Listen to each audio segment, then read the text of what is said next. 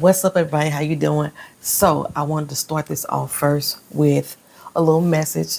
Y'all might have seen the little clip I posted today. The showrunner, Bruce Miller, made sure he came out with a statement for us as the fans to let us know that Daisy is not June's daughter. Now, this is different than what they originally stated they were going to do. I'm going to post on the community tab the actual little blurb that they put out about how Daisy was discovered to be June's daughter, but he decided to change that. So before they actually finalized production, they changed it, and now she's going to be a separate entity, which makes more sense because, as we have been saying, Daisy would have only been 5 years old. So he's going to go ahead. He put that blurb out. And this particular episode kind of explains all the changes that was made on the show in order to make Daisy the character that she is today. So what that means is I have to stop complaining. I have to stop complaining. I have to stop about the fact that Daisy's supposed to be 5, Hannah's supposed to be this age. They are both the same age in this particular show. Daisy is 16 and Hannah is 16. Now that completely changes the whole dynamic of how the story unfolds. It changes the dynamic of the motivation for why Daisy is doing what she's doing. It changes all of that. And we just gonna have to sit here through it, child. Now I know that probably during this particular recap, I'm gonna talk a lot about the book. Something that I normally do not do. I'm going to be making a lot of comparisons so that way I can stop making comparisons in future episodes. Welcome back to the channel. My name is Poetry. We are here for the recap and review of the Testaments, Season 1, Episode 3, Daisy. All right. For our little housekeeping around here, if you're new to the channel, make sure you hit the subscribe button, hit the like button if you like the content that's on there. If you have the ability to hype up a channel, if you haven't did more than 3 in 1 week, you can hype up a channel. So go ahead and hit the hype button. If you want to support the channel, hit the little thanks button, the little heart with the little $ in it. You can donate to the channel, and that way we can have some giveaways.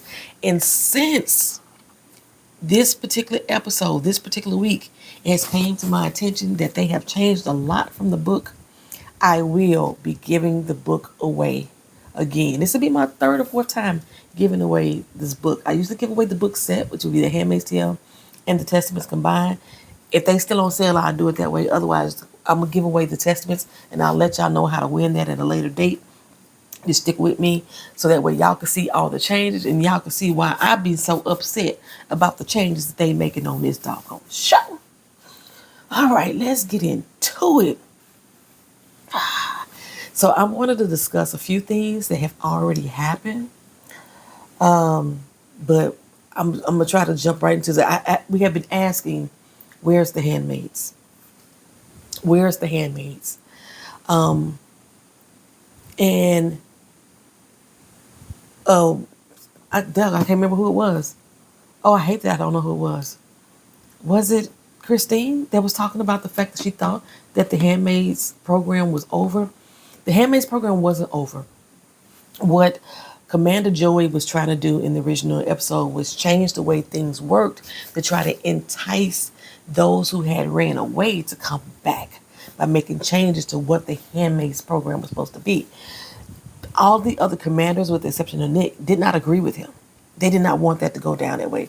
They were going to lure the women back and entrap them and keep them in the same type of bondage that they were currently in.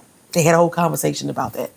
So they didn't never get that to go forward. I know Commander Lawrence had, took out some people that was going to help stop the progress, but then he died, and Nick died as well. So they never implemented that.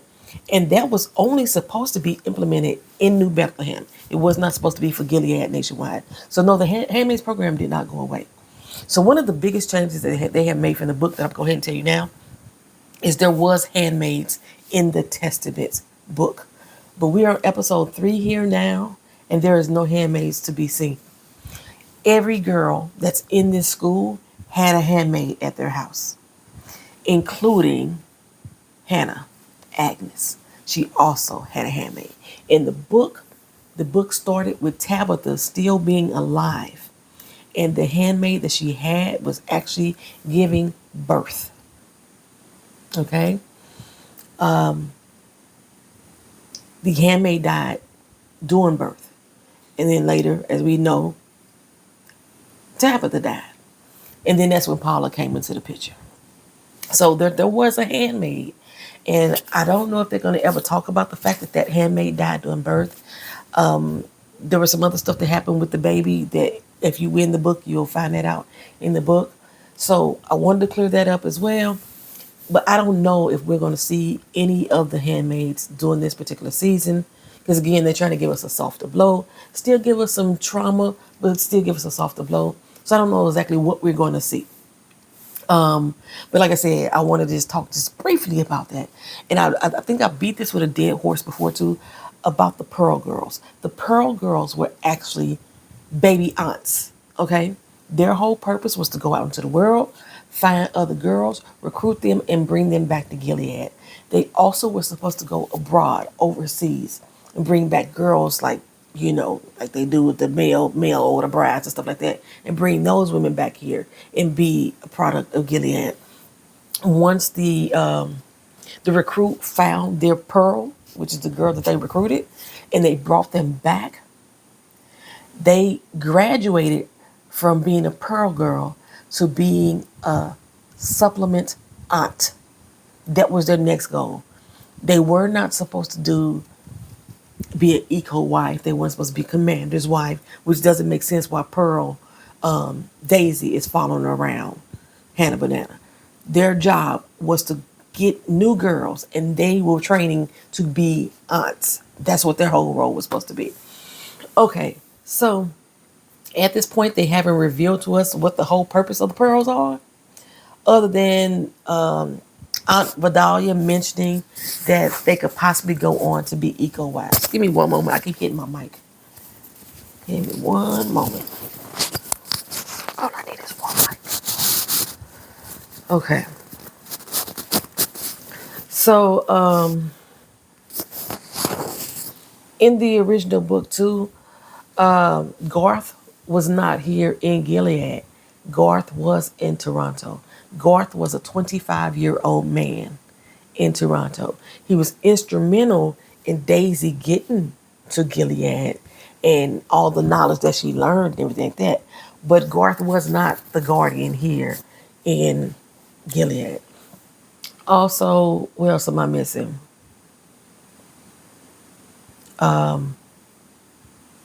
Nicole, Jellybean, Daisy. She actually knew that Agnes was her sister at this point of the storyline.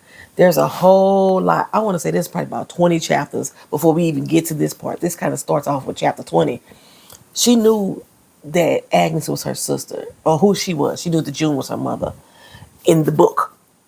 Again, because they changed that small detail that changes a lot about what's going on here and what all she really knows coming into this house or this school. Okay, so I'm just going to try to hop right onto it, y'all.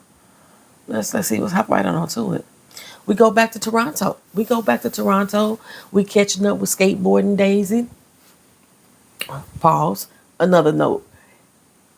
Gilead normally would change the girl's name once they came to the school.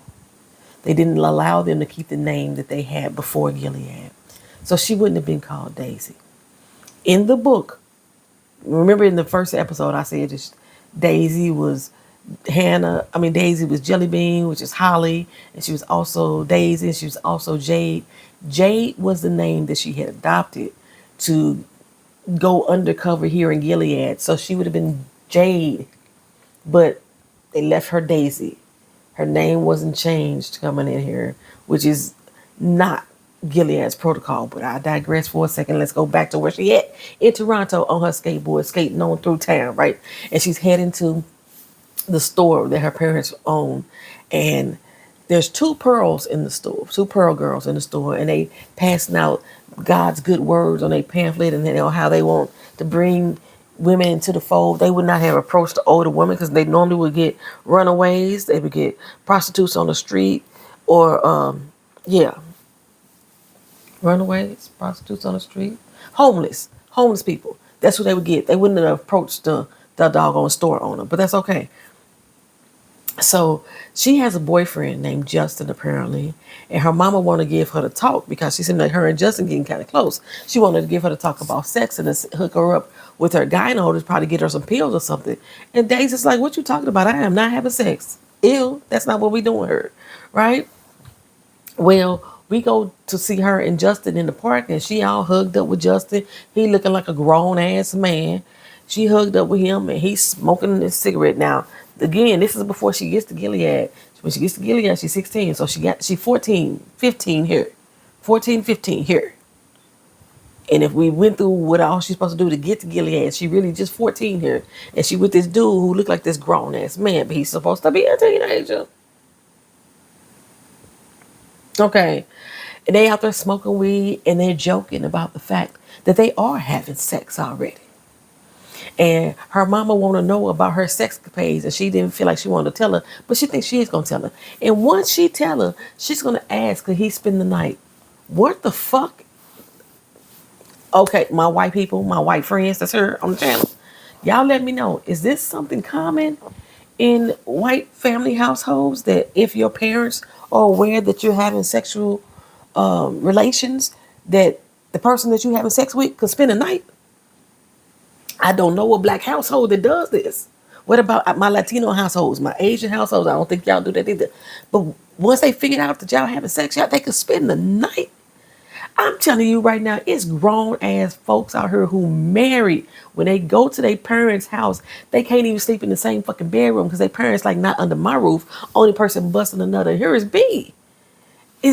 So I'm asking with full sincerity, is this something that they do in the white community? That they 14-year-old can have a boyfriend spending the night?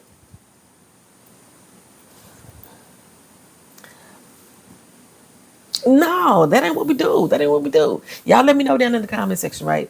Well, anyway, after she leaves Justin, she goes back to the store, and the store is ransacked. There's police all around, all in the street, and she can see in the glass window, and her parents are laying there dead. And she's screaming and hollering, and she's telling the police, that's my parents. They won't want to let her in. They pushing her back. They have been killed, okay? We go back to Gilead. We're at the school. And Daisy, she is about to go out with the plums again. She starts off out there in the field. They got her doing menial work, picking honey or getting the honeycombs and stuff. And the honey reminded her of when she used to drink tea back in Canada. She used to put honey in her tea. They got her doing menial tasks, which is, like I said, she's supposed to be training to be an aunt. So this is not something that she would have been doing. But okay, that's what we're going to do for TV. Okay. They having a conversation. The aunts are eating. The aunts were eating before when the girls was eating. This time the aunts there by themselves. And they're having a discussion about these Pearl girls, right? Because Aunt Vidalia tells Daisy, go on off some doggone word, get yourself together, because you finna go on a field trip with the Plum girls, right? And so Gabbana, I think Aunt Gabbana was like, is this something that's going to be common, something regular? Because even the Pearl girls looking like, this is strange. Why she keep getting caught away? They want to know if Aunt Lydia is going to have them paired up with the Plum girl. And first Aunt Vidalia is like, don't be questioning what Aunt Lydia going to do, right? And so, but then she said something about along the lines that none of this program don't make no sense at all. For all she know, these girls can go off to be eco wives. And then the other two sisters looked at each other like, no, she didn't. And then they tell her the same thing she just told them.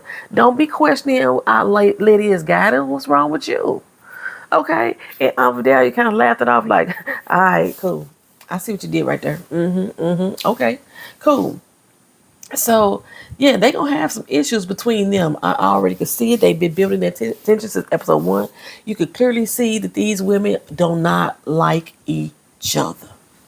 Well, the field trip. The plums are going to be taken over to Commander Jude's home. This is going to be an opportunity for them to learn and to grow and to be a wife. Their former classmate Penny has just recently married Jude. Now again, I'm gonna stop y'all right here and I'm gonna interject. I told you I'm gonna be doing this during this doggone episode.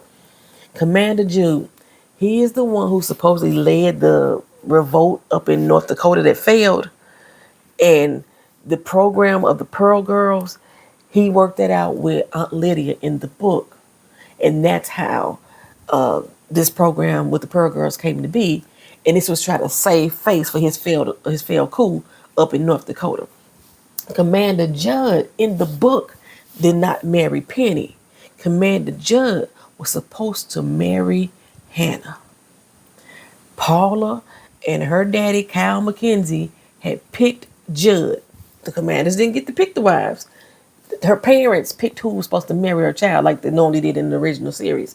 The people who was getting married didn't have no choice of who they was marrying, but in this one, they letting the commanders pick who they want their wives to be. So anyway, that's who was supposed to marry Commander Judd in the book. Now, I ain't gonna tell y'all no more about that situation because it gets kind of crazy. Y'all gotta read the book. Y'all gotta read the book. But anywho, while they out there waiting to line up to get on the bus, Holder, who I kept calling Constantine, she's like, going to the zoo would be more fun. And Shunammite, I think that's how you pronounce her name, Shunammite? Shoo. Okay. She's like, girl, we ain't 10 no more. We are not 10 no more.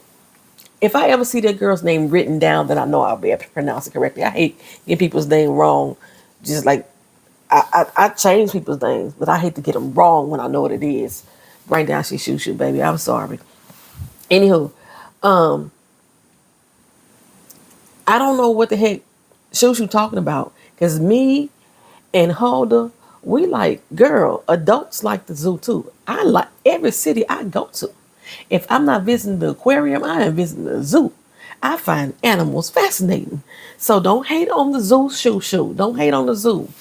Well, anyway, on the way to get on the bus, Hannah's eyes lock on Garth. She is smitten with this man. Absolutely smitten. I don't understand why Garth is there. Okay? Well, apparently, he's supposed to be her specific guardian. Well, her and Garth, they exchange little niceties like good morning to you, praise be, all that good stuff. And Daisy, she say to herself, she don't blame her for wanting to be slutted out by Garth. Because look at him. He fine, okay? He looks like Nick to me. He looks like a young Nick to me. Anywho, I don't know how old he's supposed to be in this position. But again, in the book, he was a 25-year-old grown man. Okay, and they made us a point to tell us his age in the book. Well, he's supposed to be Agnes's guardian. The other girls, they are Commander's daughters as well. Why does Hannah have her guardian with her 24/7 and none of the other girls do? That didn't make no sense to me either. Okay? He's always around. But none of the rest of the girls guardians that. Now I know there's two vehicles, one in the front and one in the back that got some guardians in it. But why is he the one that's always in their presence by himself? And he don't never have, he ain't armed. Anyway, he walking around.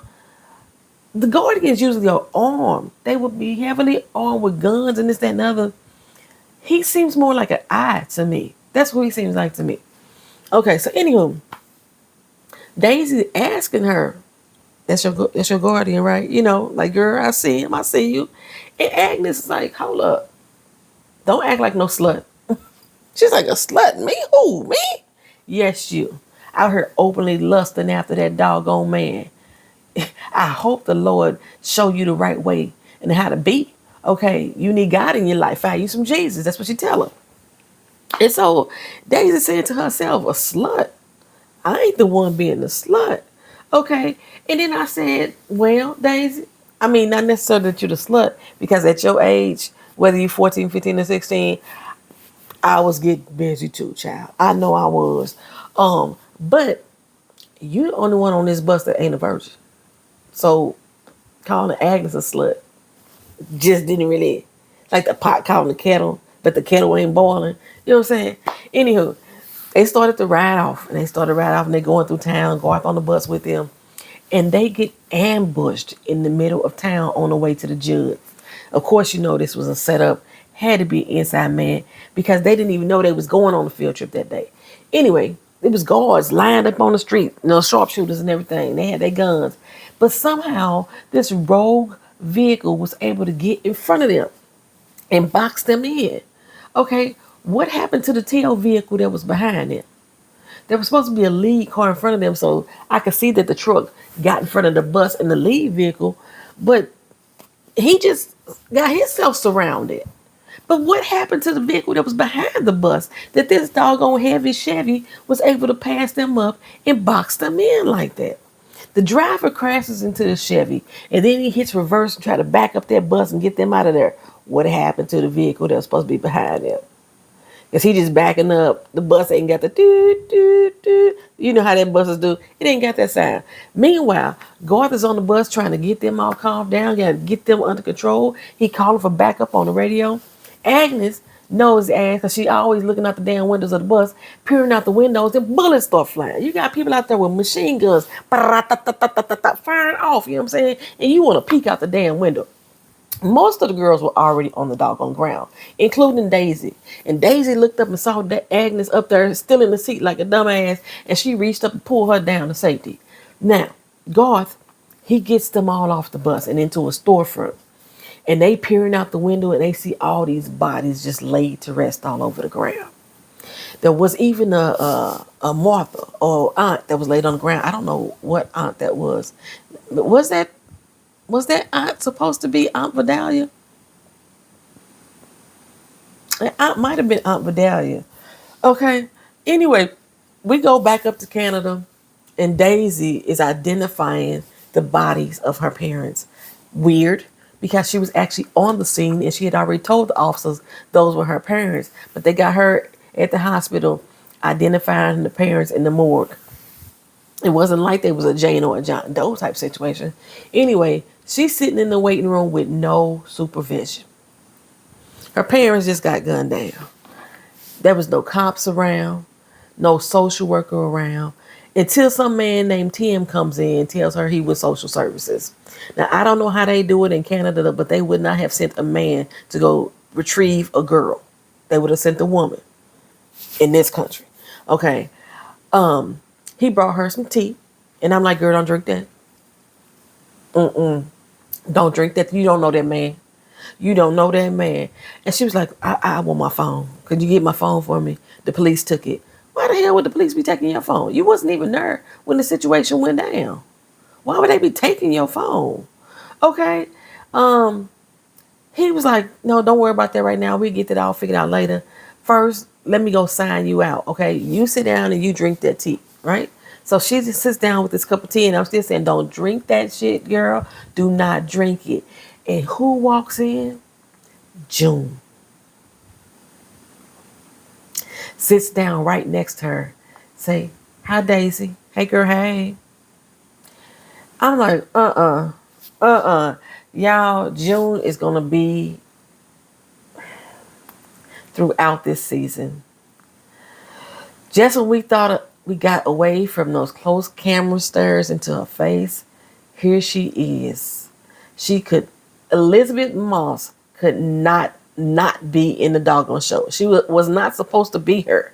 And now she done put herself in this doggone show as a recurring doggone character. We got to look at her. And they did a doggone camera close-up shot on her face to do. But they also going to do it on Daisy a lot. I don't know if y'all realize that Daisy, the actor who played her looks really close to Elizabeth Moss. And she is playing the hell out of this character. Because she acts just like June. She got Elizabeth Moss's mannerisms down. Elizabeth Moss as June, that is Daisy. Her real name is McKenna, I think it is. That's her, through and through. The head shakes, the attitude, the face, that is her. She got her down. Oh. But again, June was not supposed to be in the Testaments. The only person from the original show that was supposed to be in the Testaments was Aunt Lydia. But They done changed it, man. They done changed it. Spoiler alert, she is here for the rest of the season, just like spoiled milk. Just here going bad for me. Like I said, she rolled up on Daisy like, hey girl, hey, I need you to come with me. Change of plans. And Daisy is like, well, who are you? You with social services too? I need my phone. The other dude went to go get it. She was like, it was somebody else that was here? June, you just act like it was a change of plans. What were we changing from if you didn't know that the other guy was here? Well, she said, yeah, he gave me this tea. June took that tea out of her hand and threw it in the sink. Exactly. Don't drink that shit. That's what we've been trying to tell you. Don't drink that. Okay? And she took the tea, poured it out, and she said, Daisy, you in danger, girl. Okay, y'all. I didn't ask a question last episode, but I'm going to ask it here. We're going to pull it out the emoji vault. If you get this answer right, I will give you an emoji tank full of gas. I will, okay? And if you don't have a car, you can sell it on the black emoji market because gas costs a lot right now. You may need it. I would have had some toilet paper for you because you know it's going to be a shortage after that dude blew up their warehouse. But right now, I got you a tank of gas if you get this right. What movie did You and Danger Girl come from? Now, they didn't say Daisy. In the movie, it was Molly, You and Danger Girl. If you know where that line came from and what movie that became popular in, put that down in the comment section. It's one of my favorite movies, y'all. One of my favorite movies. And it's probably one of your favorite ones, too. Well, anyway, June gets her out of the main hospital and into the stairwell.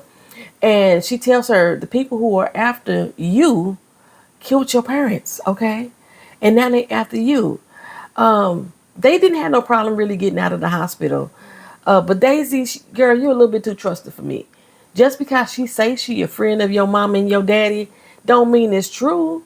And here you are running off with her too. You was just about to run off with Tim. You didn't ask him for his credentials or nothing. And now you finna run off with June. You finally asked her, well, what's your doggone name? June. My name is June. And she said that like she's supposed to know who she is, okay? And she may know who she is, or she should have known who she is, especially since she learned about Mayday in school. She should have known who June was, because June made the news every doggone day, it seemed like. Well, we go back to the school. The entire ambush has brought Hannah and Daisy back together as friends because Daisy pulled her out of harm's way. Huldah, she got herself hurt just a little, got a big gash right over her eye. She gonna survive. Huldah is our Janine. Huldah is Janine. She's so innocent, kind of still childlike. Janine had her eye patch. Huldah got a scar over her eye. Well, Shushu was like, girl, tell them what else you saw. Tell them what else you saw. Well, while she was out there getting herself stitched up, they saw a guardian who was being attended to. His shirt was raised up.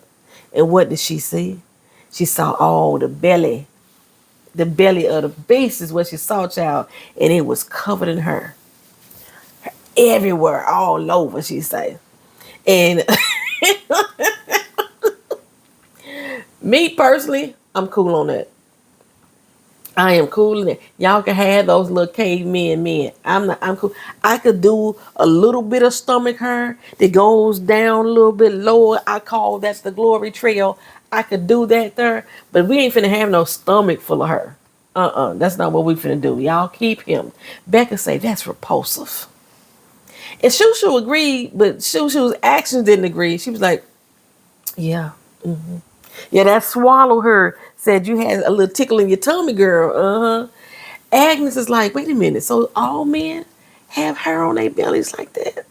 And everybody turns and looks at Daisy. And they know you of the world. They know you of the world, girl. Well, Daisy tell him, yeah, just about all of them do. At least a large percentage of them do. Grown men. Most of the grown men do, right? And she like, wait a minute, how you know? Okay. She said, because I slept with all of them. I slept with thousands and thousands of men before I got her. And, she was trying to be sarcastic, but Shushu, she just as bad as she is. She said, yeah, I bet you did. So she cleared it up like, nah, fool. I used to go to the beach. Men don't wear shirts at the beach. You know what I'm saying? You would see bodies at the beach. It's something that you have never seen. Y'all go to the beach fully clothed. Okay. Well, we only saw Tabitha at the beach with Agnes. I don't know if everybody else go to the beach too. But yeah, they don't take off their clothes. Looking at other people's bodies is not something that they do here in Gilead. So that's why it was all such a shock to them. But she told her, she said, yeah, the herd be there and it goes down lower. That glory trail, that's what I'm talking about. It's that glory trail. Becca's like, Lord help us all. TMI. TMI, child. Shushu started to wonder though, like, which commander got the glory trail? Okay. And they like, shoo. The fact that they call her Shoe, they my people. They knew I was gonna call this girl Shoo Shoo. They call her Shoe also. They don't say her whole name because they can't spell it either. We go back to Toronto. And June has them tucked away in a little hotel. And she wanted to call Justin, but no, June was refusing. Daisy wanted answers for why anybody would be trying to kill her parents. June says it was Gilead that did it, and here's why. So she tells them that, you know about Mayday, and that's what she said, yeah, I learned about them in school. Well, your parents was Mayday, and sometimes they worked with me. Okay, so she was like, nah, my parents, they didn't even know how to open up a cell phone. No, they couldn't even remember their passwords. I know they wouldn't get a line. They not good at being spies. So no. So she tells them, yes, they're part of Mayday. And Daisy is insisting, I need to talk to Justin. Because if Justin find out what happened, he gonna think I'm dead. I need to talk to him. And June's like, no. Didn't I just tell you no? She said, well, at least let me use your phone so I can call and make funeral arrangements for my parents. And at first, June was like, shit, damn, she got to at least do that. No, you can't do that. You can't do that either. She almost got June. She was batting those eyes. She almost got June right there. She almost fell for it. But no, June said, we going to confine your ass to the room. Daisy even tried to walk out, and June shut that door on her ass. Sit down, little girl. Go on over there and get something to eat. That's all you going to do right now. Sit down. Okay, but June took her foot off the gas and she actually fell into a deep sleep. June never slept hard. She fell into a deep sleep, and while she's sleeping, Daisy ass get up in the middle of the fucking night, runs out of the hotel, and makes her way over to Justin's. Y'all didn't get out of town.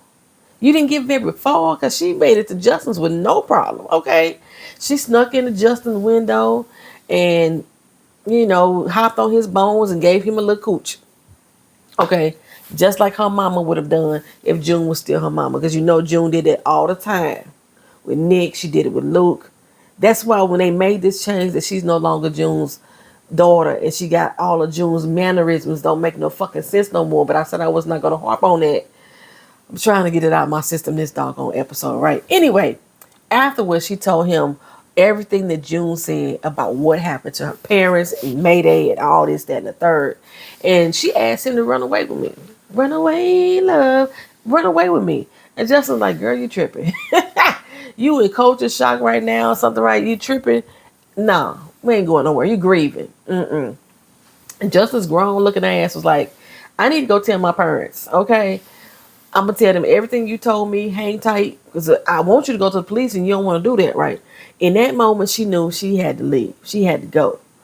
So June had told her that your life, as you know it, is over. She finally realized it's going to have to be over. And he ain't finna run with her.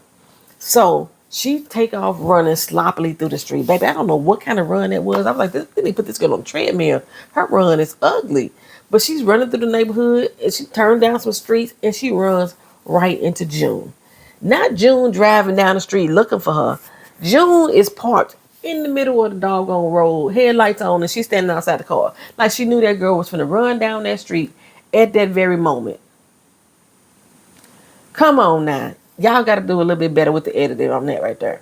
We go back into Gilead, and it's been a week now since the ambush happened, and they are finally visiting the judge. Ain't no fucking way. Ain't no fucking way would a commander's wife be hugging up on these girls like that. I know she was just a friend last week, but the whole point of going to wife school is to learn how to be a bitch.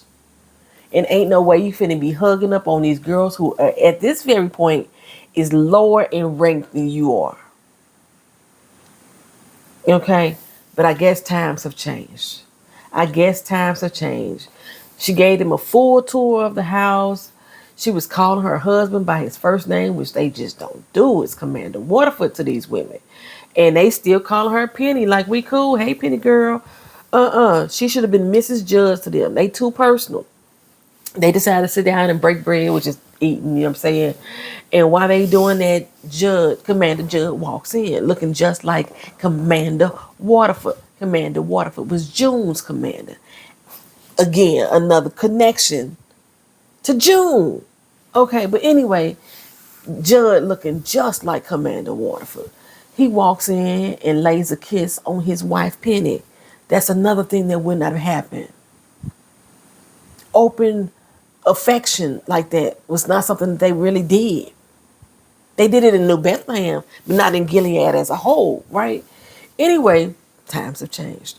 So he goes on to give them this speech about how these girls are heroines and how privileged they are and how the resistance, they just hate us. They jealous of y'all. They want what we got, you know what I'm saying? But he did wonder why the hell was Daisy there? And again, this is a program that you started with Aunt Lydia, so that's shocking that you asked Daisy. Maybe you wanted to ask why Daisy in your house with the rest of the plums, but okay. Anywho, of course, she like, I'm right where God want me to be. You know what I'm saying? Exactly what he needed to hear. After the dinner was over, she rushed outside by herself. Where they do that at? She was not still with Hannah. The aunts didn't tell her she can go outside. She went out there on her own, by herself, out there with a man, by herself, Garth. Because he was watching and she walking up to him, fast walking. She ain't even look behind her. And she's like, what the fuck happened? This girl got a potty mouth. Like I told y'all, in the last episode, she cussed more than I do. What the fuck happened? You sloppy son of a bitches. She was going off on Garth. Like, and that's how we learn that Garth is Mayday. Or he works with Mayday. He's her contact on the inside. And what does that tell us, though, friends? I don't know if y'all realize this, but what does that tell us? It told me that they set up Ginger Guardian. The reason why I say that they told me they set up Ginger Guardian, in order for Garth to be there in that position, they would have to have got Ginger Guardian out for his post. Because Garth is now filling the role of what the Ginger Guardian was doing. Okay? So they would have to have, so the whole thing about him touching himself in the school and getting his hand cut off and getting removed, there had to be a setup. There had to be a setup just for Garth to be in this position. Okay? So Daisy, she out there chewing him up, you know what I'm saying, about the attack. Find out that the attack was supposed to have been a retrieval.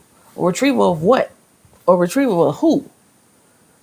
He didn't say. We don't know who the retrieval was supposed to be for, but she is pissed because y'all put my doggone life in danger. Y'all out here being sloppy with y'all retrieval tactics. What's wrong? You know what I'm saying? Because the word is that was Mayday who had did all of this, right? And Mayday has known to be sloppy because they was listening to June half the damn time. You know what I'm saying? They was known to be sloppy and always not doing shit like they supposed to do. That's probably why they still fighting these motherfuckers all these years later. Anyway, where am I at? Okay, so she gives him the map that she had been drawing this whole time, right? It's a map of the school, like we said. It's this layout, and he said it was a good thing for her to do. And I don't know when she got the map though. I guess she had to sneak back in the quarters once she found out they was going on this field trip, because they always told they going on the field trip once they get to school. They don't even realize it. But she was ready with that map to give to Garth. And it's been a week. I don't know why she ain't found time to give it to him sometime during the week, but I digress on that too. Anyway, she goes outside, like I said, to the bus without the other girls, without an aunt, have full-on conversation with him. And Hannah comes out of the house first, and the other girls follow. And Hannah stops, and she looks, and she like, why is she over there by him?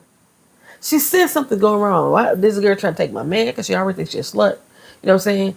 Why are you sitting up here with Garth on the book? Matter of fact, you sitting in the aunt seat Why are you on the bus already and we still in the house? No, Hannah didn't say nothing. She just looked at her. Just looked at her. And Daisy, she mumbles on her breath, I need to see June. And Garth was like, who the fuck is June? We go back to Toronto and we get to learn who June is and supposed to be to Daisy and who Daisy is supposed to be in this moment. She was supposedly gotten out of Gilead by her parents.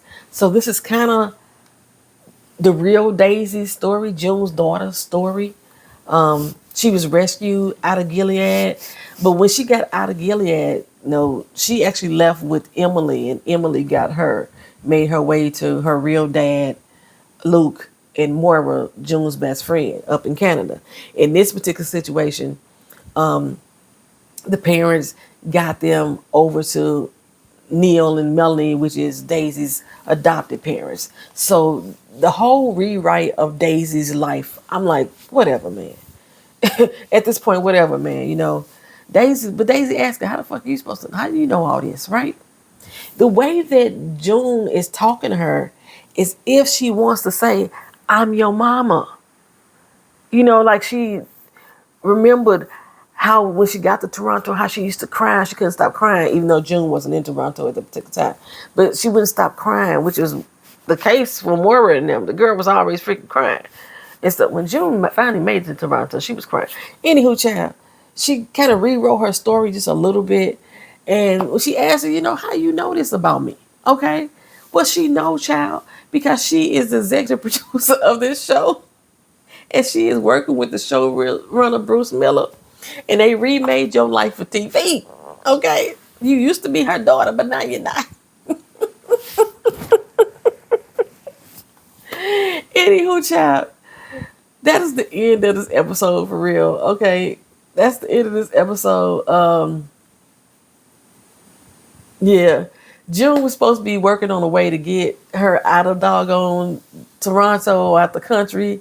I don't know when she has to plan between sleep and chasing her over to Justin's house and coming to this cafe. But she leaves her sitting in the cafe alone by herself. And she tells her to sit there and just keep ordering coffee until somebody actually comes for you. Now, you was just such a hurry to get this girl to safety, and you leave her ass sitting up in this damn cafe. And Daisy's like, you finna leave me by myself? And she's like, you ain't never alone. Somebody is always with you. They've always been with you. Okay? That's it, y'all. Y'all let me know what y'all think about the changes that they have implemented on this show. How it's affecting your way of thinking. If you know the answer to the trivia, so I can get you that tank of gas, you in danger, girl. Put down what movie that came from in the comment section and you get a full tank of gas. And it don't have to be just the first person. Anybody to answer. Y'all all get it, baby. I am balling over here in my emoji vault. I'm balling over here. So thank y'all for watching. Thank y'all for being here. We will be back next Wednesday. After this particular week, every episode is once a week on Wednesdays. And I will see you in the comment section. Thank y'all for being here. Peace.